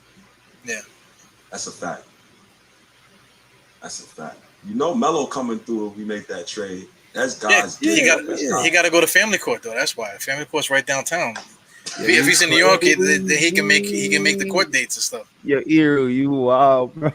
Yo, It's the truth, right? oh God, bro. God bless him, man. Yo, Melo's wilding, bro. I mean, you know, what can you do, man? You know, they got all that money all the time and stuff, man. So, you know, he'll be all right. All that stuff. A young millionaire in New York. I'm so proud of the young Knicks, man. Before we get out of here, I'm so proud of our young Knicks and the guys we drafted. They don't get in trouble. They don't get seen in clubs. They got all their side joints on hush mode with they pay money. I love those kids, man. And they just need to just stay in the gym. And shout out to Obi and Quickly because they both got selected to the USA Select team. And they'll be in Vegas practicing against actual NBA superstars. So Obi and Quickly. I love that. And I love RJ. I'm telling you, we don't know what these dudes gonna look like in 3 months, bro. I'm telling you, they're going to be different players. Like right now, we're not like with RJ. We're not gonna see a lot of different things physically, but mentally, you realize he's went to the playoffs. Like that ain't going nowhere. That desire, that burn, that loss, knowing what you needed to work on, knowing what you were failing at in the playoffs, that don't go nowhere. You know what I'm saying? And I think him going through that and then having these guys go through it as well and then learning as well with the team select, Man, I think sky's the limit for our young guys. We got 3 guys playing international basketball. I guess you could say at this point, and I think it's pretty dope. It's pretty dope. No doubt. Yo, speaking of like changing real quick before we get out of here, I just want to show you this, man. Do you know who this is right here? Let's see if I can get it up here. Some guy, like, this picture just went viral. Check this out. Who do you think this is? Is that Michael Carter Williams? That's Michael Carter Williams, bro. He looks weird, right? Like, how the hell did he gain all that muscle mass in that shorter period of time? Bro, he changed the entire structure of his body. It don't even look like him. You know they drug tested him that same day, right? Yeah. When that picture went viral, it was already can you do me a favor? You really did? Fill this up. Yeah. That's hilarious. They drug tested him the next day. You probably passed it. We would have heard about it by now. Yeah, man. He probably dissolved the cup like, with his piss. Yo, pee in his cup. And the cup said. He came back like, yo, the cup. I don't know what happened to the cup. It was like, yo, you just go home, bro. Yeah, you can't play no more. Nah, but I mean, this is the off season, bro, and I'm looking forward to some kind of improvement with our guys as well. You know what I mean? I think Quickly is gonna have an amazing. That kid. We talk about RJ. That kid's gonna get better and better and better and better every single year. You know what I'm saying? Once he adds that mid-range shot to his game, he's going to be deadly. And I don't think people understand. Once he adds that pull-up mid-range, he is lethal. Yeah, he's starting point guard of the Knicks, right? I wouldn't put him at the point guard, bro. I think he's a scorer. Put him at the 2. I love him at the 2. I love him at the 2. Bro. He could be the 2 too, yeah. Combo guard. I'm not putting him at the point unless he turns into Dame Lillard. I'm not putting him at the point. You know what I'm saying? Yo, Apollo, man. Quickly at the 2 is disgusting, bro. Like, unless your point guard is Lonzo Ball, he's gonna get destroyed at the 2. Do you see these 2s in the league? Yo, listen. That's a possibility, though. That's a possibility. No, he knows that this is what you got to do. This is on him. It's on him to prove it. It's on. Listen, if Quickly want to be a starting 2, you got to guard starting 2s.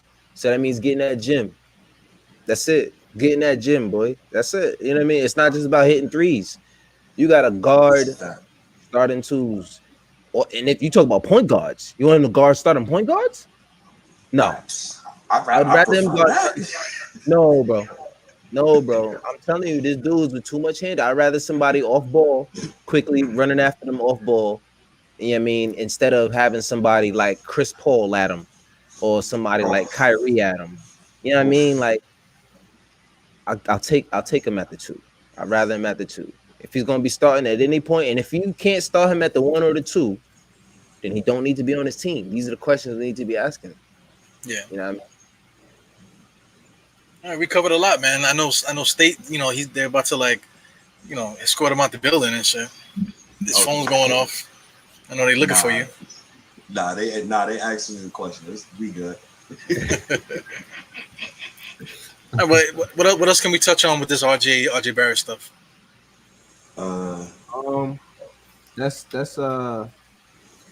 That's pretty much it, man. I think the kid's got a long way to go, but I think that he's on the right path and future star, maybe superstar. You never know. The one thing that another thing I also learned about RJ that I probably didn't peep his rookie year or this year because he didn't have the ball as much. RJ really controls pace. If I'm watching the Olympics, he controls pace, and I wonder if Thibodeau is watching the Olympics as well. Well, I'm hoping the guy he is, and seeing how RJ gets out on the break, and RJ's constantly attacking the basket. So, RJ's ceiling is just up to him, bro. It's really up to him. Them sidestep 3s he's shooting, the step back 3. The first game, I think the game against China, when Wiggins gave him when he gave Wiggins the ball and Wiggins gave him back the ball, and RJ he went back and he hit the big man with a nice move and then step back. I said, oh, okay, I didn't know you could do that. So it's nice to see RJ. Last thing before we get out of here, this got to be the last thing. you guys seeing Wiggins and RJ together? I need to know what y'all take on that. I need to know. I need to know. Whoever want to start first. Well, you can go, Apollo, because me and State are already in agreement with this. Listen, I'm gonna be honest with you. Mm-hmm. I wasn't the biggest Andrew Wiggins fan before. See, I was a huge Andrew Wiggins fan when he was drafted. After a couple years in Minnesota, I didn't like what I was seeing. I didn't toss him to the curb, but I just stopped paying attention. But seeing what he's doing next to Steph Curry, Draymond Green, I like the dude. I like the dude. We talking about somebody who is, I guess, like you said, he's one of the best perimeter defenders at his position. You know what I'm saying? Not only that, he can hit the three, he can score, he can jump high. There's nothing he's weak at. You know what I mean? He might have a few mental lapses here or there, but I mean that's really it. You know what I'm saying? But in terms of the player, I like them next to each other. They fit. They actually they fit pretty well. I do like what I'm seeing there. Yeah, as a third mix with him and Randall, and RJ, it's kind of good, but it's all about how do we get him here? The repeaters tax and all that stuff. We talked about what is that. His contract, Wiggins. Oh, Apollo, if I say it to you, you might throw up. But he makes $30 million, and I believe that the only way the Knicks if Golden State 30 million win. He makes $30 million every year, I think, basically. Every year, basically until 2023. So the only way let me start off with this. Golden State has to pay a repeaters tax, which is $109 million. Or Not going or I think it's $300 million. It's one of the two numbers. So do you pay a repeaters tax for a team that has not been to the championship in past like 2 years? Because you're losing a lot of money. What playoffs? So you're losing a lot of money. And when Clay comes back this offseason, you're in win now mode. You're not in developing Wiseman. You're not into developing a 7th pick or a 14th pick. Nobody cares about that because you got Stephen Curry in his prime in the last season of his contract. You got to go all in. And hey, they could keep Wiggins if they want. But if I'm their owner and I'm looking at that repeaters tax and I already lost millions of dollars from COVID, I'm trading Wiggins. And I'm using one of those picks to get him. Using one of those picks for a team to accept that type of deal. Yeah. I'm gonna be honest with you. 30 million is a lot of fucking money, bro. It's a lot of money. What are you saving money for? Yeah, that's the price for a player that scores like him. Julius Randle's getting paid 19 million, and Julius Randle's the better player. Yo, but Julius Randle is here on a discount though. He came here as a nobody. When we re-sign him, so you giving Julius Randle 30, you giving Andrew Wiggins 30. You see where I'm going? Yeah, that's already with those. You need we still a lot got more. a year. We still got a year though. I know. I'm just saying you need a lot more. Just even if it's RJ, Wiggins, and Randall, you still need a lot more to be. But you're talking about $60 million. So if you take the $30 million off of that, you still got $30 million to spend. We still can get another player to add to that team there. Yeah. Apollo, You know what I would do? Let me throw this at you. You know what I would do? I would take Wiggins and the 14th pick or the 7th pick, one of those picks. That I wish Leon Rose could get both. I would package our picks and go get Colin Sexton. That's exactly what I would do. I would dead do that. You would do what? Say that again. So I would trade for Wiggins and either get the 14th pick or the 7th pick. Hopefully we could get the 7th pick or the 14th pick. One of those picks. I would trade 1921 in that 14th pick. I would dead try to go get Colin Sexton with that. And try to put a trade package around that. That's if. If you gotta just move picks to do that, I wouldn't mind. You know what I'm saying? But Well, they're trying to save money too, so maybe OKC can get involved and maybe send SGA to Golden State in a way to get Wiggins here with the pick and all that other stuff. Because they're gonna want talent. You know what I'm saying? If they just trade with us, they're just gonna be trading contracts for nothing. Wiggins for nothing basically. But if you get a team like OKC in there, then they at least they could trade a player over there. Because it seemed like OKC they just trying to stockpile picks. I don't know for what reason. So that's for shits and giggles. Yeah, for sure. I don't know what OKC was doing over there, but I mean, I guess we'll see in a few years. Yo, I don't know if you know who this is. This is Who's Mark. He's from MBK, the MBK Oh guys, yeah, man. I know who. Yeah, he's asking for a link, man. Mark crazy, man. Yeah, Mark is batshit crazy, man. But he's cool as fuck though. He's cool as fuck. Funny, Yeah.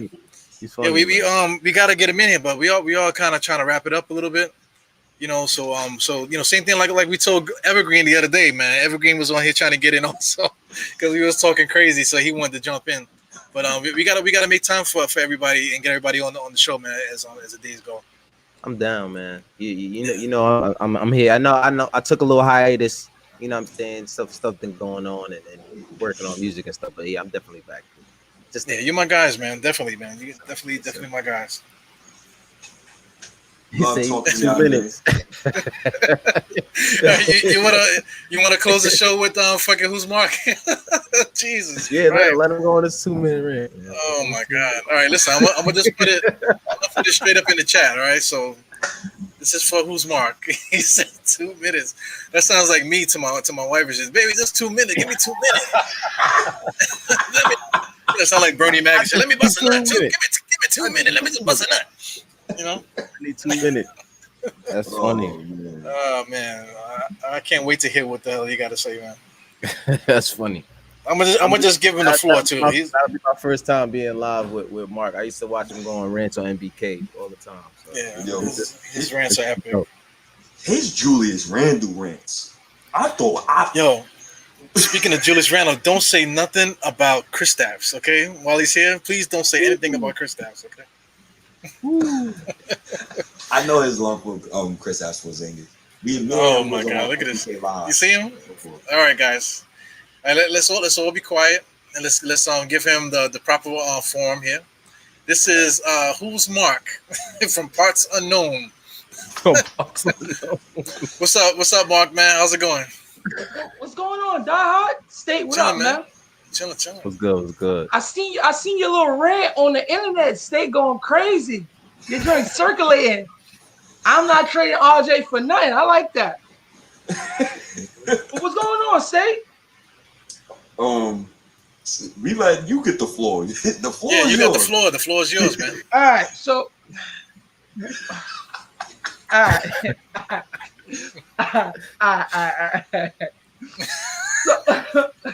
So my whole thing is right, with the up and coming free agency pool. I'm hearing people talk about trade for Dame and etc. I don't think that's a good idea because if you're going to bring him in, you got to pair him up with another superstar, someone a little better than him. And I just think that we're just gonna be a playoff team, and it would be good to be a playoff team. But if you bring in Dame in at 30 years old, you're looking to exercise his years in his prime to get further. And I don't think him coming to play with Julius Randle is gonna cut it. Trust me, it ain't gonna cut it. Sorry. No, I agree. Not gonna cut it. Because go ahead. Well, I was gonna say, what's your thoughts on RJ? The whole RJ thing. I'm keeping him. I'm keeping him because the dude work hard. I like his character. I'm keeping him. I'm just keeping him. I'm keeping him and Mitch. Those are two guys that I'm keeping. Everyone else is up for Lent. It's up for Lent, especially you know who. Especially you know who, bro. Because Lord, listen. I'm gonna say this. I never said the dude can't play ball. People don't listen to what I say. I don't like his playing style. Me personally, I don't like his playing style. I don't like how he operates. He's not me personally, I like watching guys with high IQ that know how to play the game, and he just don't have it because he waits for double teams and then want to pass out. I can't get that. That's why our offense kind of looks the way it does at times. Because if you're gonna use the guy at a high usage like we did, he has to be very, very, very intelligent to know when to get the ball, when to shoot the ball, when to pass out the double team. He does nothing else for me off the ball. Is if he don't have the ball, what else does he do? He don't set good screens. His rebounding is very, very fraudulent. Because when I watch the Knicks, I don't ever see him box out. Only see Noel down there boxing out, and he barely could box out. He gets removed from the paint. So my whole thing is, I've been telling everybody, I said the best thing for us to do is to get rid of Randall, because again, I don't think I'm just being honest, man, and I'm just tired of being wrong. I'm just tired of being right throughout the Knicks community. I get it. We had a phenomenal year, but this was some hocus pocus shit, man. Listen, I had about 25 wins. Granted, I wanted Tiz because defensively, I want the Knicks to change in some aspect, and boy, did he change it. Changed it in so many ways. But now we talking about we wanted free agents. My question is Randall the guy that people's going to want to play with? That's my whole thing. Who wants to play with him and his playing style? No one can answer that question when I bring it up. No one can answer that question. Yo, Mark, you want to know what's so crazy? I'm gonna let you continue. You want to know what's so crazy? I asked somebody this yesterday on Twitter. I said, when Randall is off the ball, what is his elite skill? I need somebody on this panel to please answer that question. I'm gonna be honest with you. There's nothing he does extremely well without the ball. And the thing is, right? The pain in now. That's where it gets sketchy for me.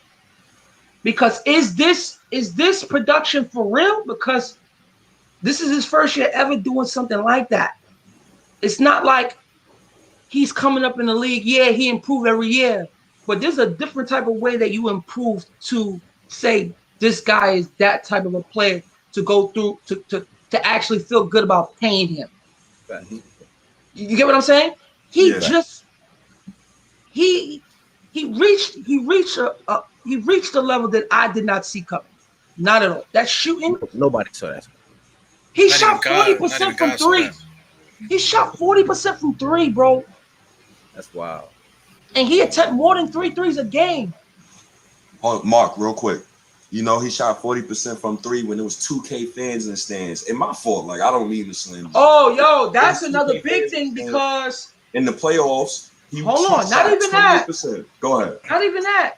People need to go back to the last games before the season and really watch his production and how it declined. Like, because, bro, I pay attention to things like that. A lot of people don't. A lot of people, speak on what they see with the numbers and et cetera, and cool. Sometimes, a lot of these NBA players nowadays, numbers are inflated. Are they really that type of a player? Because to me, it's only about like 7 to 8 guys who I feel like it's the most consistent players in the league. Consistent players. Like, those numbers aren't fraudulent to me. Now, when you look at the rest of his games throughout the last 10 games, go back and look at his production. I kid you not. And for him, this is when I knew I was right the whole time about him. We played 5 games against the Atlanta Hawks. Someone tell me when he adjusts. Tell me when did he adjust in any playoff situation? So can I play devil's advocate, Mark, real quick? Go ahead. Is that on Randall or is that on Thibodeau? I'm about to ask you a question. I read a story where Randall went to Thibodeau and Randall asked Thibodeau to adjust. And Thibodeau said, nah. So Adjusting what way? Because if you're talking about adjusting, right? If he's going to ask the coach adjust, right? So the Atlanta Hawk was throwing like semi-doubles at him, right? Throughout the whole season. Why hasn't he thrown quicker passes out of the double when he gets the ball? For the ball. I've been saying the same. We don't have refined offensive players that can get off on their own. This team relies on a ball movement, a quickness with the ball, quick decisions. Why? If he's going to ask the coach, right? But this is where intelligence have to kick in and logic. If you've seen a team throwing a semi-double to you, and you're not throwing the quick pass for the Baltimore, because all they had to do was make the Atlanta defense move. And if he wanted adjustments, he had freaking Gallo on him. A guy that can't laterally move. He couldn't take Gallo. Yeah. Clint Capella made him scared to come in the paint. I don't care what nobody said. Yeah. He took, I think there might have been those 5 games, I think I saw him drive to the basket with confidence once. And that was the only time he made a basket at the rim. It might have been like game 4. He made Capella look like Gobert in the season, not the playoffs, because he was getting torched. Yeah. Throwing him $200 million was just asinine. I'm sorry. Sometimes it's like, yo, I understand it's Utah, you know, I get players like that, but $200 million is out of this world. Now, with Randall's extension, is a double-edged sword for me, because I'll pay him to keep him as an asset to see if we get trades over him. But when I hear people around the community, sometimes it's cringe. People think trading Randall is going to get us a budding star. No, it ain't. He's not valued like that. The most he's going to get us is good role players in a pick, a first-round pick. A first-round pick. So speak on that. What's the deal you would do to get rid of Randall? All right. So I'm looking at the deal, right? So me personally, right? If I'm trading Randall, it's hard because it's like what team wants him? Like what team is? What team? It's like what team will he go? Like what team will he go and plug himself right in and? Be a starter, because he's a starter. He's a starter in the league. He's a starter, yeah. He's just not a number 1 or a number 2 guy. I think he's like a Chris Middleton. Like he's a good player, but he's not like being disrespectful to Chris Middleton. Being disrespectful. No, he's good. He's good, but he's good because he's playing with Giannis. Y'all don't understand how much of an ecosystem Giannis is and what he does for that team. Because if you're talking about the Bucks, you're talking about that as a championship team, is because of one player. One player. He gives you that chance. Yeah, he draws so much attention. It's like crazy. Because it's not even that. It's like Chris Middleton got big games, but you still go back to the box score and say, did they win? You don't feel confident. You get what I'm saying? So it's which team would he go to and fit in right perfectly? I agree with you, but somebody gonna try to come at you because Middleton got like 24, 13, and 8 right now, and they that's a fact. But that's what he should be doing. He should be doing it against this Atlanta Hawk team that's fairly injured with their best player. Without Trae Young. Yeah, it's fact. Yeah, and that team, the way they played this year is because of Trae Young. What do you think about Randall to Golden State? I don't think Golden State would not take him. No. Why? For Wiggins? I don't think they're going to trade Wiggins right now. If they're going to trade Wiggins, because a lot of people come down on Wiggins had a great season this year. Great season. And they might want to see what they got with him and Clay. Yeah, because if he's a far third, that team is going to be deadly. They just needed another scorer so the defense wouldn't cram up on Steph the way it did. Mark, with all due respect, I don't see no scenario where Golden State keeps Wiggins. They owe too much in repeated stats. So my thing is, right, if I was Golden State, right, one trade I would do is just it to me is just screaming.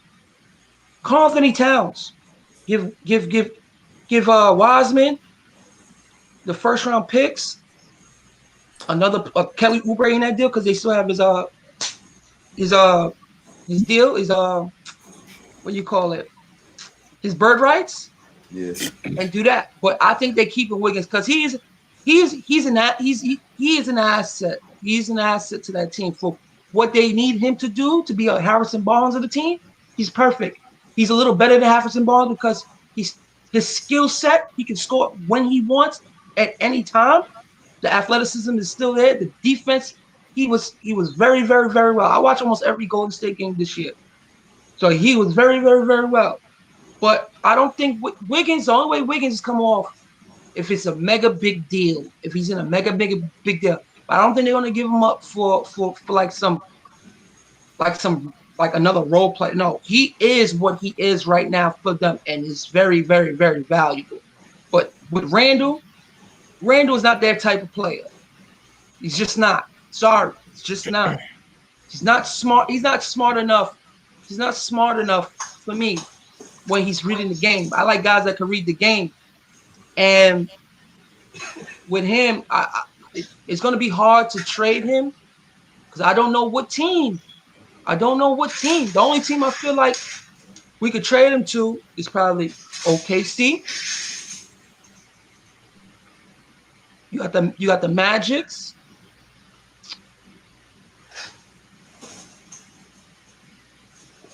Portland need a floor. Portland is good, right? All right. Portland is a place he can go, right? Would I bring back CJ McCollum? Part of me say yeah, part of me say no, because now he has a back injury, right? He has a back injury, and I don't like back injuries because back injuries do never get healthy, especially when you're a basketball player touching 31. But if it was to get me Anthony Simon, I like the Anthony Simon kid, him. And everything with Portland predicate on Damian leaving. It really does. Everything predicate on Damian leaving.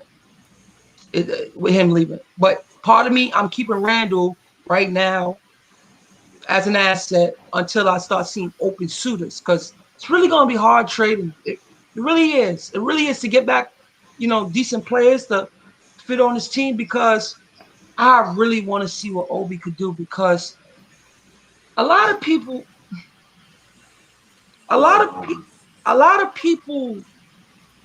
misplace who he is. I never said the kid was a star.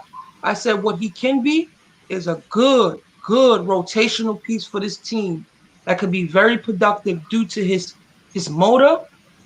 If we get a decent point guard, someone that can run a pick and roll, you got to use Obi in the pick and roll settings, where I think me personally, watching him in college, he's a better decision maker when he's running the pick and roll situation. Now, I heard you about Colin Sexton. I would stay far away from him because he's a gunner. He doesn't pass. He doesn't make his team better. That's why Cleveland looking to get rid of his ass. It's not worth it. Trust me, it's not worth it. He could score, cool, but it's like he's scoring at the detriment of your team. So it's like it's something that I don't want. I want a point guard. You lucky. I want to go home and I got some cooked food. I don't really like Collins. Yeah, when teammates start complaining about you, that's a problem for me. Kevin Love is the leader. I'm not huge. I want to hear nothing about Kevin Love to do that. I'm also hearing Lonzo commanding 19. My problem with Lonzo is he doesn't get to the line. His motor goes in and out. I need a point guard. Didn't I just say that, fellas? I need a point guard that oh God, that just penetrates. Yeah, the only paint that Lonzo sees is in his hair. That's it. And he's looking more for money than actually getting better. Because he shot good at three. But when you're a point guard and they took the ball out of your hand for Zion to handle it, that means they don't trust you. And that's the coach got fired though. But listen, Zion with the ball is better than with Lonzo with the ball. I'm sorry, because with Zion he gets to the rim. If you're gonna be a point guard and you're not penetrating, or at least he doesn't get to the line at all. And he doesn't finish when he goes to the and his motor go. I tell you, DIEHARD. I speak about this every time. If you ain't got no motor, you ain't for me. I can't watch you play basketball. I can't. So I'm gonna get out of here on this note, right? Yeah, go ahead. So the lineup spacing and the lineups that Colin Sexton played in is an F, right? So that means that he was playing around no spacing. That's one. Two, Colin Sexton averaged 6.6 assists once Garland went down with injury. Yeah. 3, Mark, you want Colin Sexton to pass to Dean Wade? Is Colin Sexton on a max deal? And was he labeled the leader of that team, or was it Kevin Love, the guy who was rolling the ball out of bounds? What do you want him to do? Was Julius Randle, hold on, was Julius Randle a winning player before he got with Tibbs? No. Sometimes you need a coach. So let's stop throwing out these outlandish stuff. Devin Booker was labeled a loser, and now he's in the finals. So but hold on. The difference between wait. You cannot compare Devin Booker with those two. Well, no. But you can only that is a cerebral offensive player. You can only say that now because he's in the playoffs. You didn't say no. Hold on. Before he was in the playoffs, he was. I've been calling for Devin Booker for 2 years over the stream. There's tape on me talking about Devin Booker. That was the guy who I wanted the Knicks to trade for. If Chris Paul didn't go, it would have been a situation where we could have had a chance of taking him from Phoenix. I was calling for Devin Booker for 2 years. Would you have traded KP for Devin Booker when Phil Jackson wanted to do it? Oh, I'm gonna tell you because I know I said not to mention KP, but I did anyway. At the time, no, because KP was defensively good. I saw an explosive to his offensive game. I like that he was fearless. He wanted to be here. He wanted to be here at that time. He wasn't afraid of the moment, and he was by far exceeding his development stage in those years because when we got him, it was a 4-year project. He came in his first 2 years. He showed us more than we thought he was ever gonna give. There was a high ceiling potential with him. There was a high potential. It was the defensive side what I liked about KP that drew me to him because he was our defense. He was our defense. Started with him, and that team played with him on the floor. That team played more of a team style that I like because he wasn't a ball hogger. He knew how to move the ball. He wanted to play as a team. He always said it in his interviews. He always wanted to play as a team. He wanted to play the right way. He wanted to get players in to play the right way. That was his whole MO. That was his whole MO. But due to the lack of the organization at the time, it is what it is. Yeah. But again, with Devin Booker, I wouldn't even have to trade KP for him. I'd have waited personally. I'd have waited because I'd had him, and I could have got him. And now I could have had 2 franchise players on my team. But at that time, no, I wouldn't have traded Devin Booker for KP because defensively, he was really, really good. All right, fellas. Really, really good. It's 10:59. Yeah, we got to wrap it up. It's like the longest 2 minutes in internet history. I just wanted to get my piece off. This is my first time on your show. I just caught it. Yeah, just caught it. Well, I had to give you your floor, man. You know, with all due respect, I had to give you that floor. I just try to support everybody around the community, but due to some of the bad takes that go in there, man, I physically can't do people's shows, man. Bad takes going around, man. Mark, I appreciate you joining. Shout out to you, Stay. You out here working and ain't here putting time. I see you dedication. I always got to talk next, man. When people was talking about trading RJ, I felt very disrespected. He's somebody I'm keeping because I like his game. He's a team guy. It's just a certain guys in his space, and it is what it is at the end of the day. Gotta keep him. So you can't have 2 left-hand guys on the same team that goes only left. That's all I gotta say. True. But I'm out of here. DIEHARD, I'm out of here. It was good talking to y'all. Who's Mark? No doubt. Next time. Bro. Apollo, love you, bro. I'm so glad to have you back on live streams, Apollo. You got out the casket like Undertaker. Everybody who's watching the chat, y'all know where to find all of us, man. Apple Podcast, Google Podcast. I always put up audio for any podcast that I do live. So appreciate y'all once again. It's 11 p.m. and I'm going to the grocery store to get me a couple of chopped cheeses. So I'm gonna holla at y'all. Oh, no doubt, All no right, doubt. bro. My wife want to get back in the room too, man. So I lock it up too. So Same shout here. Yo, appreciate the cameo, bro.